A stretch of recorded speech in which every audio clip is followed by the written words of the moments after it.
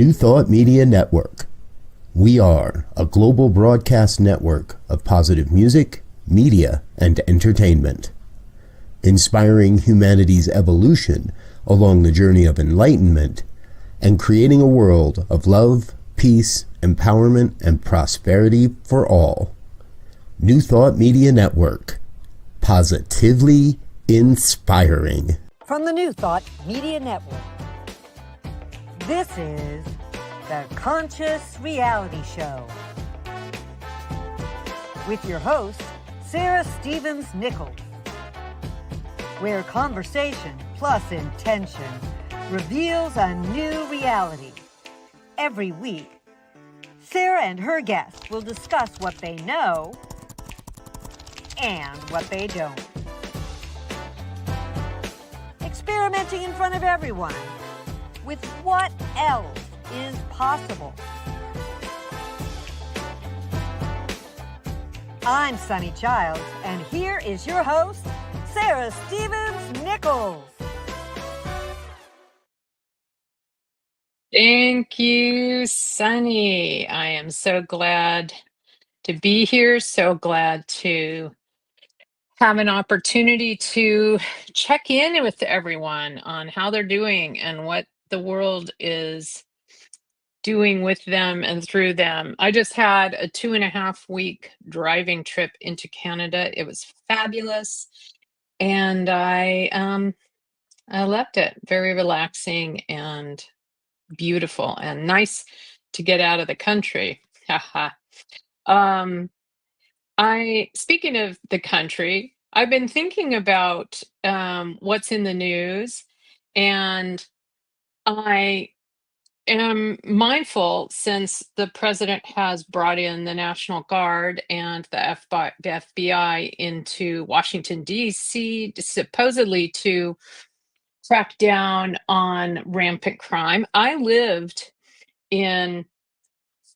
husband and I lived in Washington, D.C. for 9 years during the former Bush and Clinton administration, first Bush and entire Clinton administration. And during that time, it was called the murder capital of the country. It was gang violence, and it was predominantly gang to gang, but people could occasionally get caught in the crossfire. And it was because it was mostly African American people killing African American people. The country didn't do a lot. The federal government didn't do a lot to stop it, and the DC police, I don't know whether they did as much as they could have. But we still had 2 children there and a beautiful life. However, we did decide to move back to California and raise our kids here, and I think maybe the crime was a factor. Our daughter moved to DC. Our now very grown daughter moved to DC a couple of years ago, and we visited her in 2023 during Joe Biden's DC, and it was really very beautiful. The town was really more gorgeous than ever, had more restaurants, more things to do, more museums, more corridors that I at least considered a place I wanted to be. And I will fully admit that could partly be racism, and that many years of whiteification had occurred in between these decades and pushed a number of African American long-term residents into the nearby Maryland suburbs predominantly. And so maybe it felt safer to me and not to some other people. And but from a spiritual standpoint, what interests me, and this is why I have this slide up, is it's really true that fear is subjective, right? There really isn't an objective thing of being scared or not scared. And I don't particularly trust this president Donald Trump in 2025 DC to give us the truth of his own emotional experience, but whatever that might be. But I can say that there are times I figuratively call in the National Guard prematurely, that I decide that something is happening and something is scaring me, or that I want to say distract from something else, by making things amped up and seem much more important than they really are. And so I try to do my spiritual work around my resentments, and what I read in the news is just a template, just a call for me to do that spiritual work around. So the questions I'm asking today is, where do you call in the National Guard prematurely? Is there anything to fear for you personally right now? And one of the things I'll ask about that is, I think this came from Eckhart Tolle the first time I heard it, but I can't remember. In your room, grab something, look around. Is there a saber-toothed tiger trying to kill you? Is someone coming at you with a knife? Are you in a room? Do you have a roof over your head? Do you have a place to sleep tonight? Do you have food? If so, what is there to fear? What is there really? I mean, I don't know. We can talk about this. Maybe my guest will want to talk about it with me. I will introduce him in 1 second. And where are we amping up the fear factor in our lives? And in order to distract, in order to not take responsibility for ourselves and what we can really do. So those are the questions I have on a spiritual level, that are inspired by this week's news.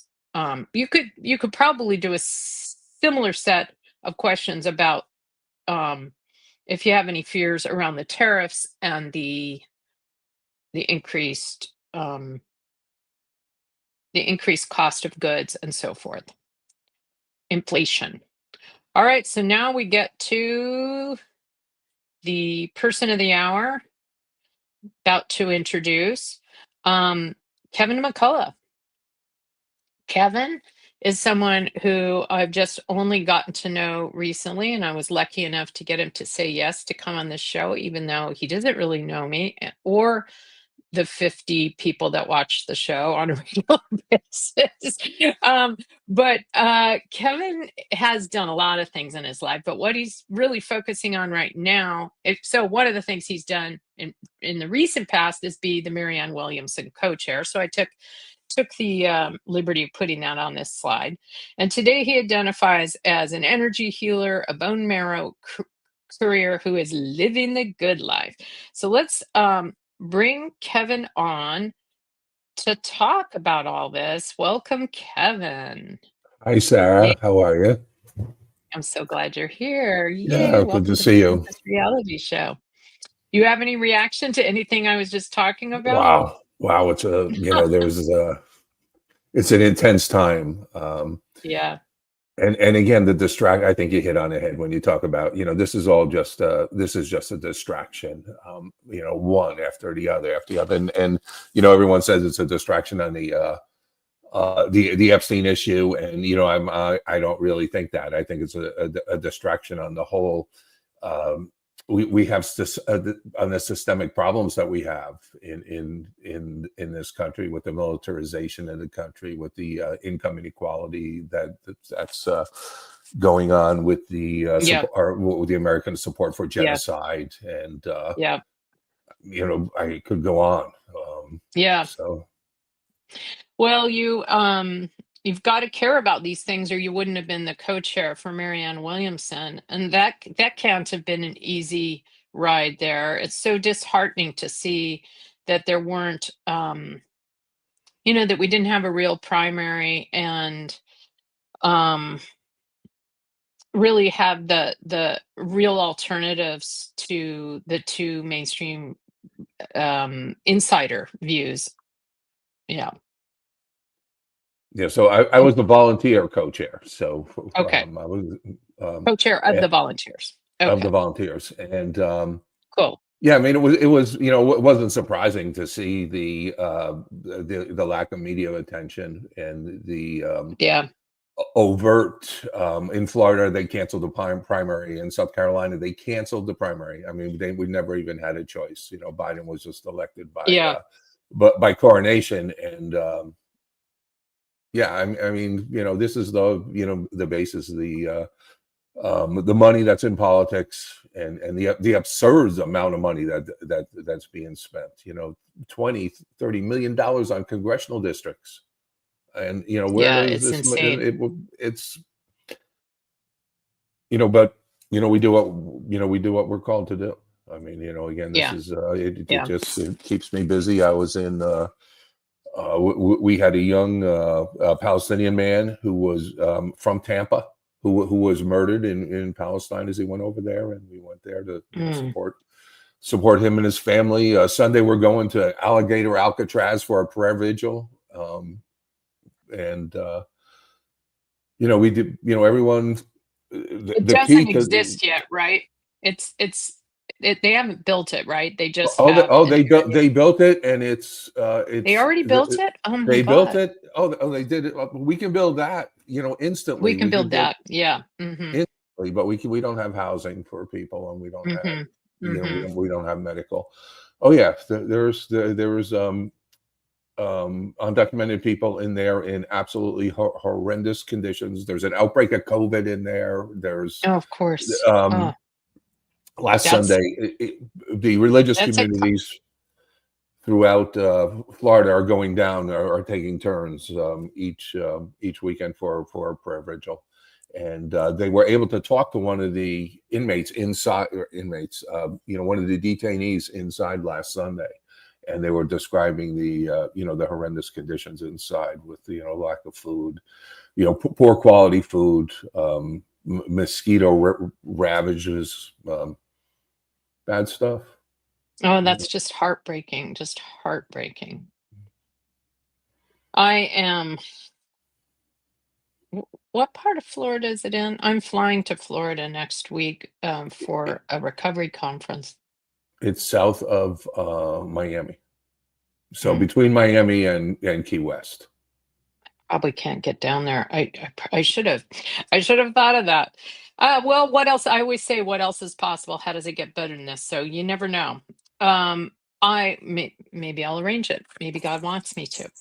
So, what about bone marrow currying? How did you get into that? And what's the importance of it? And also just how does it work? So I have a problem. I just say yes, and that was one of the Yeah. things. One of the things I would say yes to. I was doing hospice work, volunteer for hospice, and COVID came, and I had taken the courier training, and I didn't know where I was going to have time to do it because I was doing 40 or Hmm. 50 hours a week of hospice work. Hospice came, we shut down. I wasn't allowed to go see patients anymore.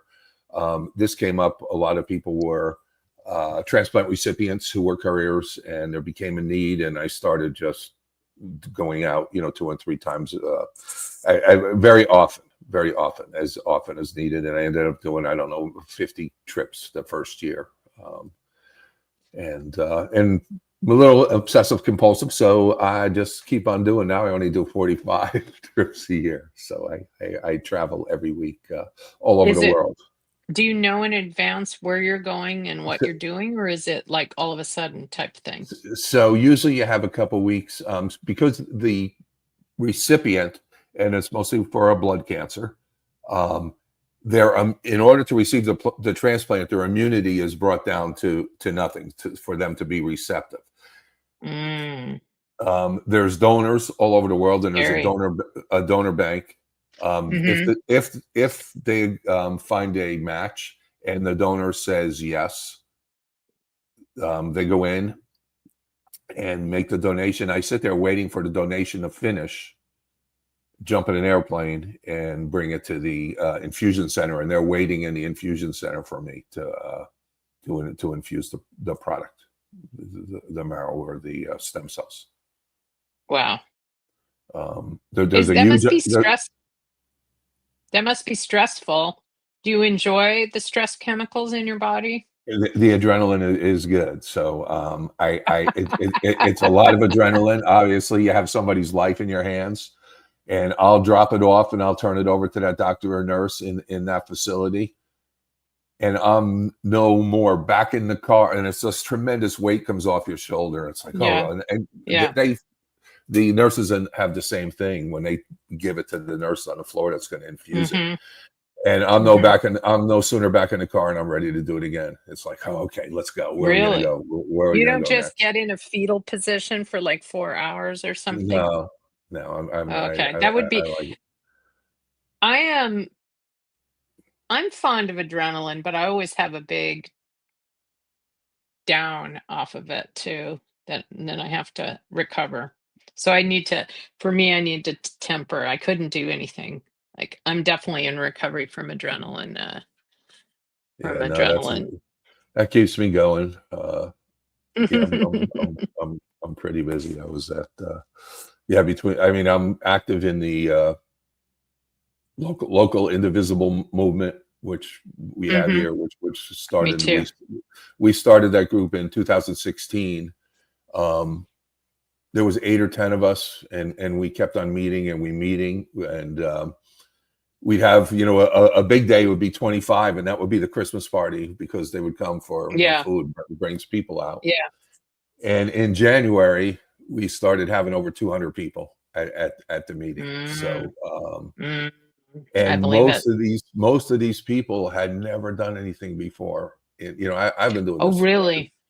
I've been doing this for 60 years, my whole life.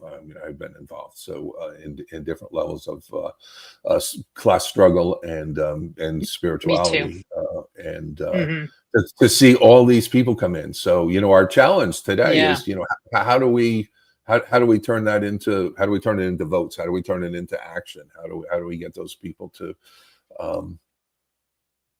do something to see if we can change this absolute Marianne always talks about that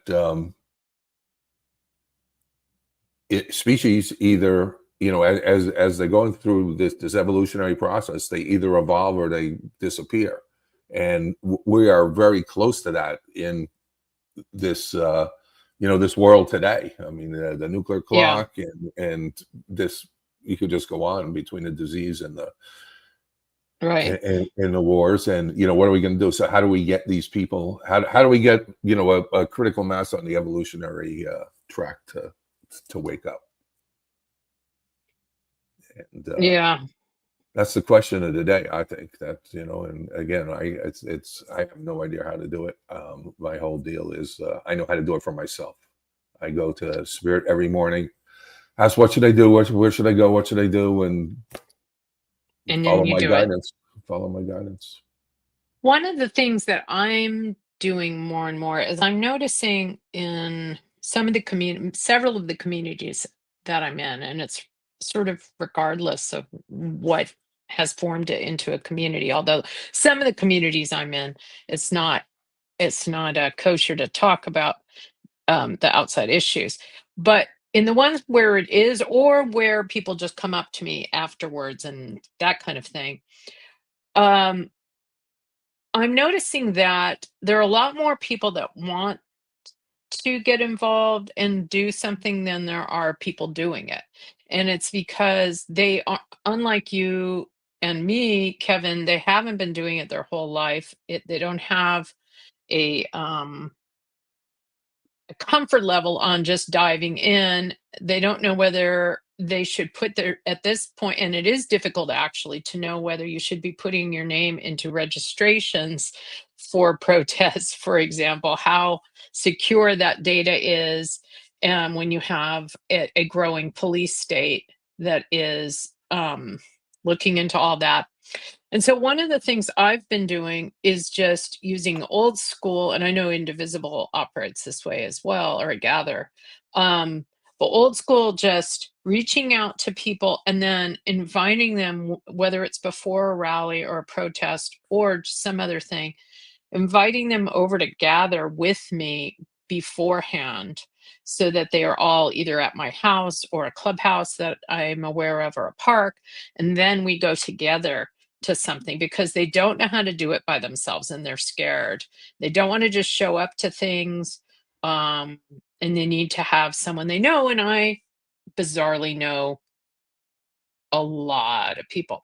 So so that, yeah, and that's what I'm shown. That's one of the things I'm shown to do is just like use my natural gathering skills to not, I don't try to organize the event. The events happened, but I organize like people to feel comfortable going together to whatever it is and get involved. Um, and then stuff comes out of that, right? Then that once they've done one thing, they can do another thing and they can do another thing. And then, yeah. What do you think about how does Invisible gather data, or does it, on who's coming and Yeah. who's not? Is it all just individual? Yes. No, we've become more structured. But talking of the fear factor, um, Yeah. there's been a couple instances this week that they just blow my mind. I have a friend who's here. She's probably been in the country 50 years. She's Yeah. and someone told her that they were going to turn her in and have her deported. A relative who Oh, didn't wow. like her politics, and she's terrified. And she was coming to our meetings, and she was actually doing the registration desk. And now she's afraid to go out of the house. There was another woman, a doctor friend, whose husband was in South America, and he, is Yeah. dark and he has a Spanish surname, and he was hassled by by Border Patrol. So, and again, it ties into your opening with with DC. This is a police state. This is not.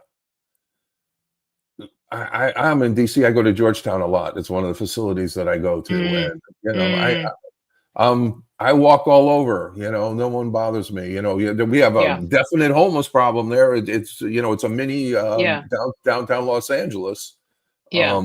But let's house the people and not. Yeah. Well, and that doesn't fall, as you well know, and that's probably why both of us, one of the many reasons we both supported Marianne Williamson, that doesn't just fall on one of the two mainstream parties, right? Both parties have allowed there to be a growing gap between the rich and poor. The Democrats, of course, did expand healthcare coverage and have put a lot more money towards trying to help the people who are at the most marginal in our society. But it is it's so disheartening to see the results of that blown up and then used as a way to justify a military presence in our cities. And yeah, it makes me very sad. I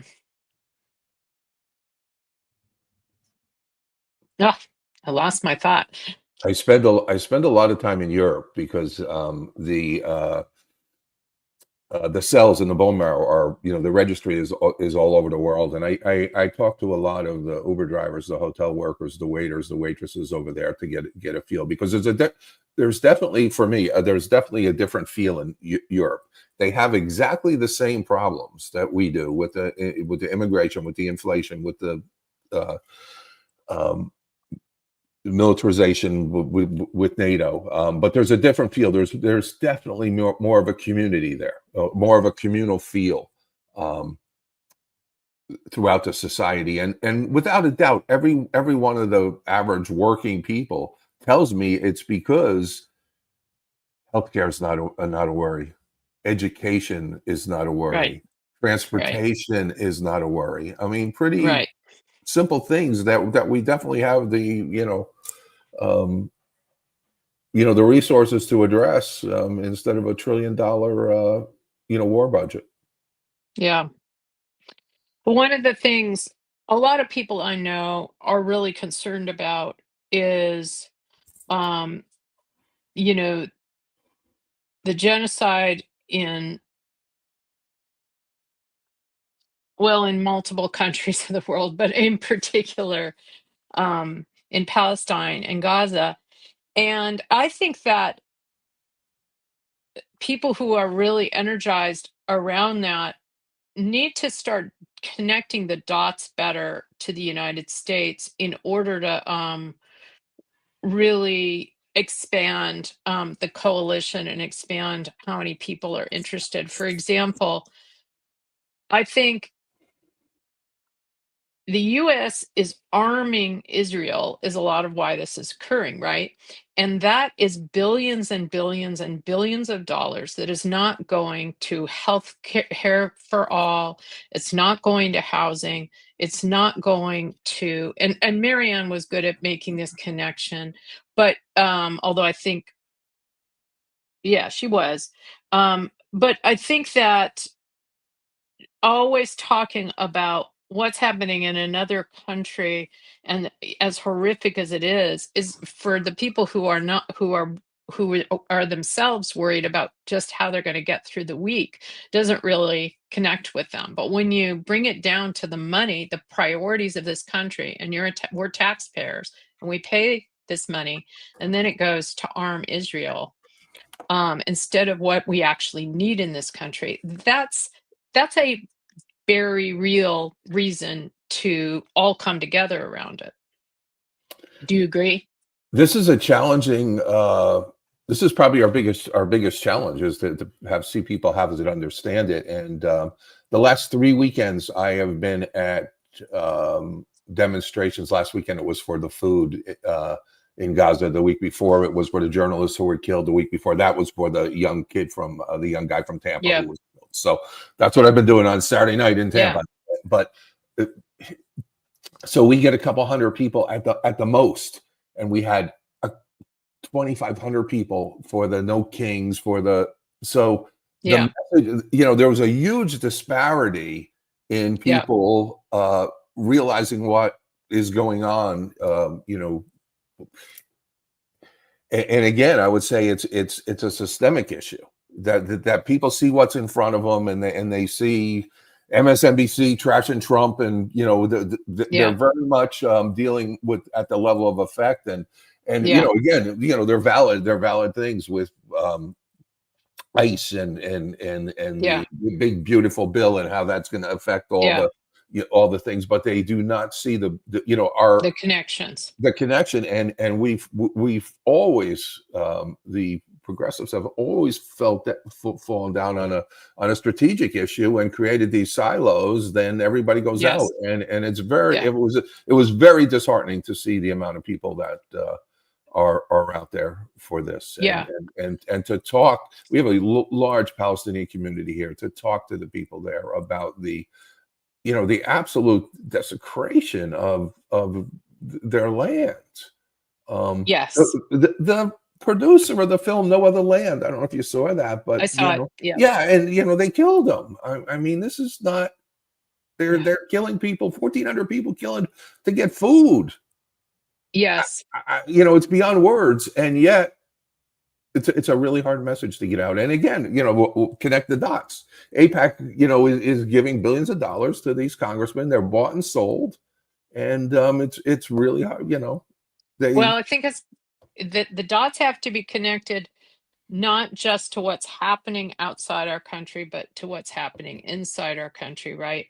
And that works. I think Bernie Sanders does a good job of connecting all the dots. And that's one of the reasons he can draw massive, massive crowds. Is he not just talking about economic issues, and he's not just talking about Palestine, he's showing how those come together. Mm-hmm. I have actually been frustrated. I mean, I got elected recently in the California Democratic Party as a delegate to on the progressive line, but the group of delegates that I got elected with, all they talk about is Palestine. They're not even talking about housing or Medicare for all, they care about those issues, but they're not talking about it because that's not where the energy in the young progressives is, which I get. But all of it has to be connected for us to really grow that coalition to the point where we can make a difference. Well, I mean, again, if you've seen any stuff that's coming out of New York from Mudambi, I mean, he's talking about Oh yeah, Palestine. He's talking about Palestine every day he to run does a for mayor, great job. to But run he for does a mayor in New great job. York. He So, I does a mean, he's great job. got that. No, there's nothing wrong with talking about Palestine every day. He's connecting the dots, though. Hmm. He makes it all come together. And the politicians, the progressive politicians who can do that are the ones who can really, right? He's talking kitchen table issues at the same time as he's talking about Palestine, right? So it makes a big difference. All right, we're going to go acknowledge our sponsor here, and then we'll come back and talk some more. On behalf of everyone at New Thought Media Network, thank you for being a member of our virtual family. Your financial contributions help share the New Thought message with people from around the world. Please visit and contribute at www.ntmedia.org/donate. New Thought Media Network, come be you. And please like, share, and subscribe. Until next time, peace and blessings. All right, we're back with my guest, Kevin McCullough, and we've been having a lively conversation about wide-ranging things that we're both interested in. I want to close out one thing to do with actually with you as a bone marrow courier and just say, acknowledge that I believe it was, I can't really know, but it seems like the bone marrow transplants were what extended my beloved mother-in-law's life for another 15 years beyond what it was. I mean, she was absolutely at death's door. And so thank you for all the other mother-in-laws and father-in-laws who you're helping with doing that. I really appreciate it. And she was an incredible woman. And I think talking to you about this has made, I've never taken for granted her 15 extra years of life and her ability to continue being a loving grandmother to, well, actually, she would have died before, she would not have known our children. She would not have been a grandmother to them had it not been for the bone marrow transplant. So thank you. Even though it wasn't you who who Hey, did that 15 years ago. So now we can get into, Kevin, if you wish to, what is troubling you today? And are you willing to play with me and see what spiritual tool might shift it? sure. Anything going on, or is it all perfect in the world of Kevin? And it can be political, It, what's it's troubling you, it's all. you know? So I have a thing behind my computer here that says absolutely allow everything to be exactly as it is. Yes. So yeah, so everything is always okay. I mean, it's my Yes. perception, and Okay. again, how I explain this to a lot of people that I work with is on the on the continuum of this world that we live in. Yeah, obviously there's a past and a future, and there's good and bad and everything. But on this world, where they intersect in the present moment, everything is always okay. Yeah. And so my job in the present moment is to extend love. And it's just Yeah. one thing in present, and this is where I go for the guidance of spirit, and what can I do to extend love in that situation? It's I think some of the people that I hang around with in some of these spiritual movements want to complicate things and want to make a big story about it, and I see it as a very simple process. All Become right. Well, that's all very enlightened, but do you have any aches or pains or fears or anything that, do you have a human experience, or are you just the um second coming of Christ? No, so it's funny. So many people say in theory we understand what you're saying, but that's Yeah. not practical. And I'm saying that it is practical. Oh, I agree. I It think it's is practical. practical. And yeah, But there I can't do it for myself. Or maybe you're saying you can. I I mean, I I I'm not able, I still have really hard human experiences that I need someone else to talk me through. I'm in groups where I talk about this all the time, but it always comes back to me having a choice in that moment, and so the work that I try to do is to get to be able to do that, to just extend love, and sometimes it's really hard with what's going on, so it becomes it's challenging, but again, one problem, one solution. So the problem is separation, and the solution is conscious unity. So it's it works. I mean, and again, when I go to a meeting or talk to people, my job, I just report that it works, and I don't know how. I don't know how it works for anybody else. I barely don't understand how it works for me, but it does. It does. It's not, I can, the Course in Miracles talks about, acknowledging the crucifixion and focus on the resurrection. So I acknowledge all the craziness in this world, but that's not the answer. I could, so that's how I see it. That works for me, today, right now. I don't know if that makes any sense or not. Well, it makes a lot of sense, Kevin, except that you agreed to be vulnerable about something that was going on with you live on the web, and so that I could share something with you about it. And instead, what you're doing is sharing with me your wisdom, which has helped you and others so much. I appreciate that wisdom, but it isn't what you agreed to do. So what am I doing? The genocide in Palestine is getting my gut, every day. I don't know if that's Are you what's the main emotional feeling you have? Are you really angry at the people who don't get it? Are you angry at the US, at Israel? What's going on there? the anger would be at the world just watching this happen again, and Yeah, not taking any action, not and we're the leader in it, but we're not the only one. right. So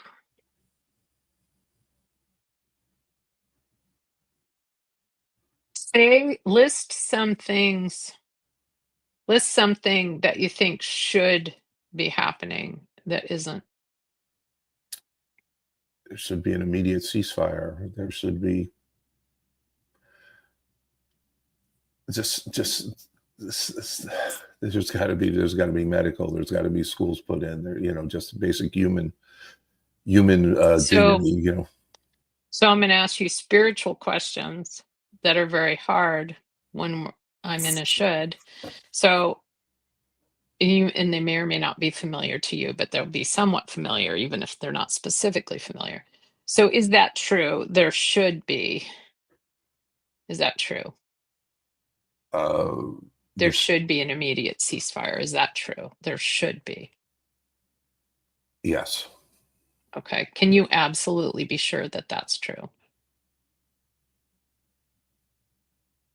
No, I don't know what anything is for. No. Right. So, how do you feel when you believe that thought that there should be an immediate ceasefire and there is not? What are the feelings?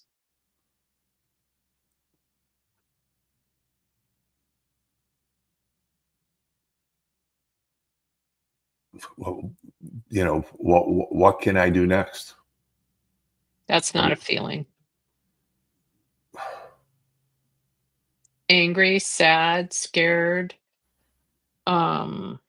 bewildered, maybe. Yeah, bewildered is a good word for it. And I know this is a hard one, but if you suddenly went to a planet where whatever was happening, no matter how bad it was, there would not be any shoulds about it.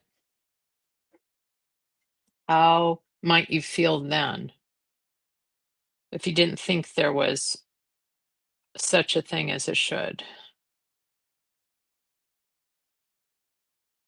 So everything was just in line.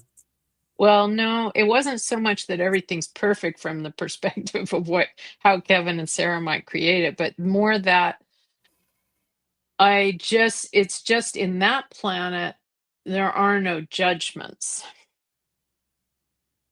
And so I don't have a should about it. It's just occurring. How would that I would feel? be pretty excited. So That would feel pretty good. that would Yeah. feel pretty good. Yeah. How would it feel? Can you unpack the pretty good? Like you sort of close your eyes and go like, what would that feel like?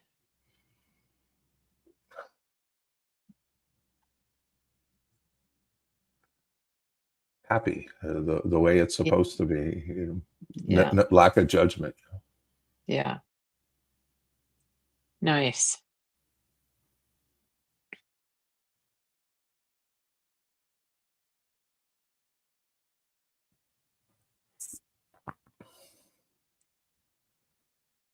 Have you heard of this book or practice called existential kink? No. It's something I'm playing with right now.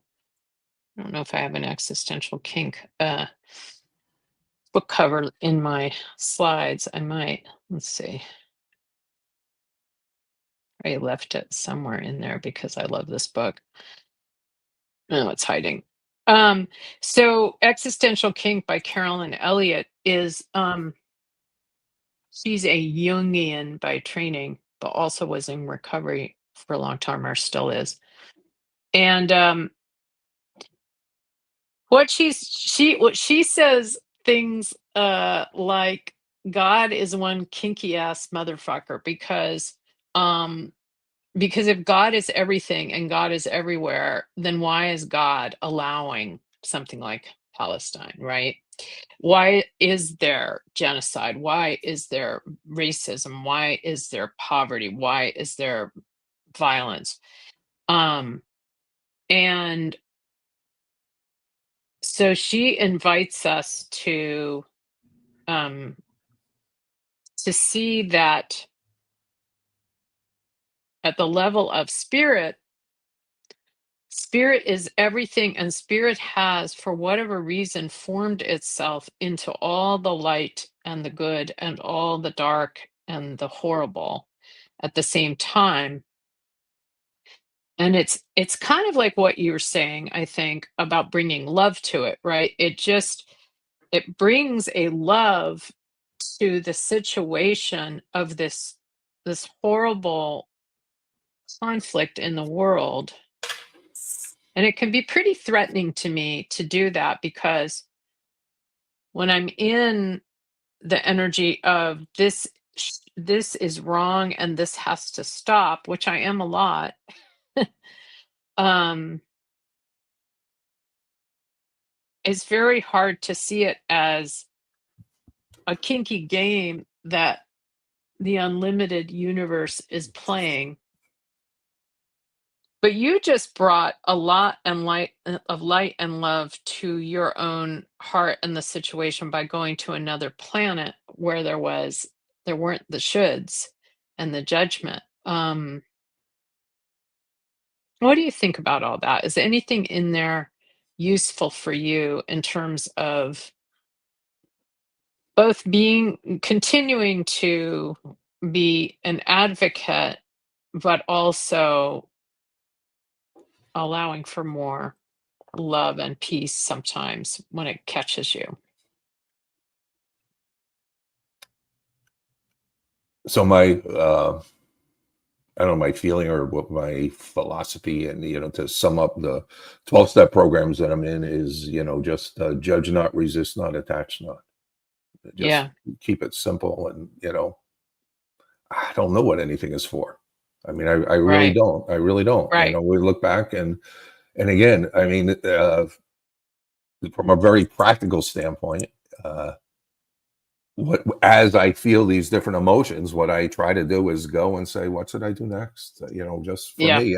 And because if it, when I get angry outside of me, I lose the ability to impact what I'm supposed to do as much. At least that's how I see that. And that's just for me, because there's some people who get angry and can get up on a stage and really do a good job and excite people. Yeah. But everyone has their own. Everybody has their own script or journey Yeah. to do, and Yeah. to try to be true to what I'm guided to do. Beautiful. Well, I'm glad you're out there, Kevin, and doing all this and helping so many people and yourself and doing the next indicated thing. My favorite prayer for a while now is the question, what else is possible? As a prayer said to the universe. And I say it every time I feel stuck or like in a sort of, when I'm in a kind of what the fuck, why is this going on? I'll say, what else is possible? So why don't you try saying it just for the heck of it? What else is possible? And it is not an, even though I like to have solve all problems, it's not an assignment to me. It's not another thing for Kevin's to-do list or Sarah's to-do list. It's a question to the universe. So the only to do is to get curious, pay attention, and say what else is possible and ask for help, right? I'm speaking to myself as much as you and to anyone who's listening. The only way I have been able to recover from a lot of patterns that have been debilitating in my life, including addictions, is to say, I can't do this and I don't know how to do this and I need help. And since January, I have been back on literally on my knees every morning saying to my higher power, I'm giving everything to you. I'm giving my country. I'm giving this world. I'm giving Gaza. Give me back which is mine to do, which sounds like that's what you do too. Mm-hmm. Just give me what's mine to do. And I say, what else is possible? What else is possible? How does it get better than this? How does it? How does it? And so on that note, let's close out. And then, hey, people who are watching, stay here and watch me and Kevin talk about how we think it went and all that.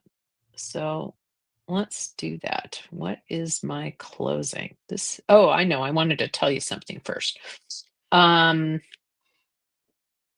This is still available for several more months, monthly. If anybody watching has any kind of body issues that conventional medicine is not shifting fast enough for you, and you want to heal on that, just consider joining Healer Heal Thyself. You don't have to be a healer. We're all healers because we're all healing ourselves and others all the time, imperfectly and perfectly.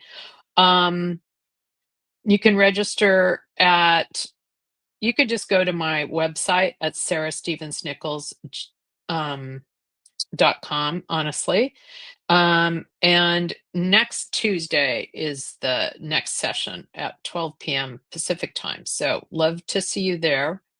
And subscribe to my newsletter, please, at Substack, and subscribe to the Conscious Reality Show at youtube.com/@Conscious Reality Show.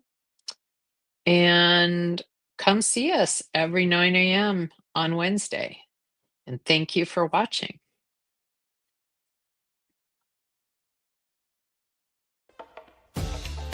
Thanks to our guest, to host Sara Stevens Nichols, and to the New Thought Media Network.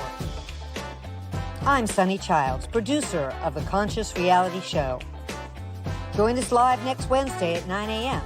or stream the show at your convenience. Subscribe to Conscious Reality Show YouTube channel so you never miss a show. If you'd like to learn more about us, check out www.sarastevensnichols.com.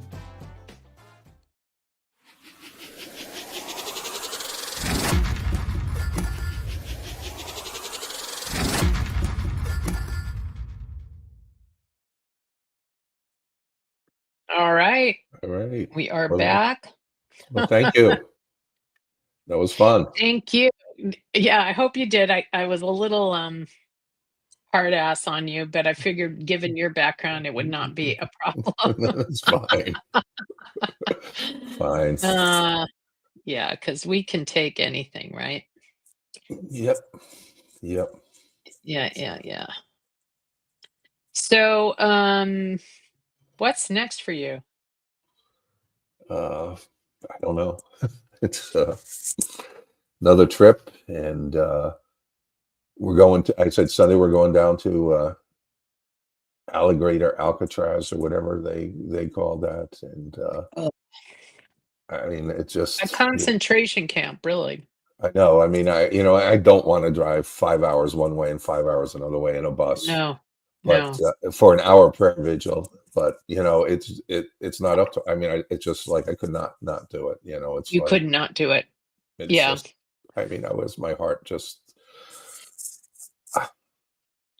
It just breaks for Yeah. what we're doing, and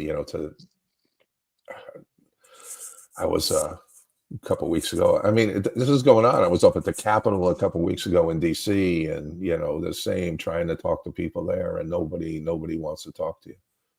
Mm. It's funny. Before I was doing this, I mean, for 10 years I was doing the hospice volunteer work. So I mean, and I had that the same feeling just going in and helping people transition, and that the specialness, and try to the same specialness here, just try to bring it to we're dying, and but we have a chance to wake up, hopefully. An idea come to me that I'm curious what you think of. Just this past week, one of hours and hours of driving, so my brain, a lot of times I was talking with whoever I was driving with, various people, but it just came to me maybe during a hike or driving, which is, how we all as human beings, we relate more to stories than we do to statistics or facts. We relate to stories, and that's really the best way to communicate with people. I learned that a long time ago, and I think most of us who have been at all involved in public policy know that. And everyone who actually knows someone who is an immigrant, regardless of their status, and loves them, and actually, regardless of what we sometimes say, pretty much to know someone is to love them, right? The more we actually know someone, the more we love them. I thought maybe the single biggest thing that I think I'm being shown right now to do from this is to start trying to match secure U.S. citizens up with just one individual undocumented person, so that everyone has sort of a big brother or big sister who is documented and knows who they are, and that they're not necessarily going to act as a lawyer for them or whatever else, but they're going to be a person who knows if they get picked up, and maybe they have a chain of things that they can do and report when that happens, so that it's not just the other parts of the immigrant community, which is also really valuable, but not everybody is. There are a lot of immigrants in this country who are not actually particularly connected. I thought of it partly because these two friends of mine recently became the adopted grandparents of this little family here, I don't actually know what their immigration status is, and maybe I don't need to, and I certainly probably don't need to say it on this show. But but they don't have anyone in their lives. They're not connected to any larger community. What do you think of that? Do you think It's that's something that could be done? Is it yeah, that's happening? um, it's happened. We have it's happening in one of the Hispanic communities here because we have a very good person who's been very active and was involved in traditional elective things, and he worked for the sheriff, and so he brings a lot of validity to it. So he's doing that on a. So yeah, I'm seeing it work in that small area. Nice. You're right, but there's also a And lot that aren't involved. I mean, he's dealing with the ones that are involved in it and have some sense of community. I But mean, I don't know how to. If somebody has no community, how do you even find them? I suppose. I think it was through a workplace thing that these other people I'm talking about found each other. I mean, Um, I think this is so serious that we have to get out there and whether we be arrested or stop, or, just to stop well, these people. well, I there's a lot of us that might be at that level, but I'm talking about the folks whose hearts are really hurting. They want to do something. Maybe they're not going to go get arrested, but maybe they could be a person who is connected with someone. And you know how it is. Once you actually are connected to a person, then they become your person, Mhm. right? You will go the extra mile, whatever that means. There's something that's telling me to just break it down. I mean, everything has to happen at the same time, right? Mhm. There's no like magic bullet. I don't even know if I like that analogy, but um, but everything, every idea that people are having and are acting helps. Um,